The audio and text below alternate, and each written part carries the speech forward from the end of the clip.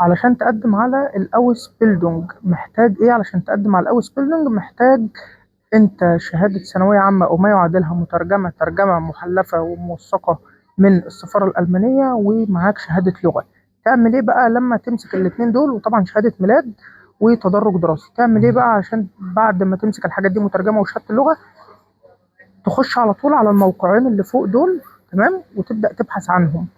تخش على هيطلع لك طبعا المجال اللي انت عايزه، هيطلع لك بعض اصحاب العمل تتواصل معاهم وتبعت موديفاتسيون بغيف عادي خالص.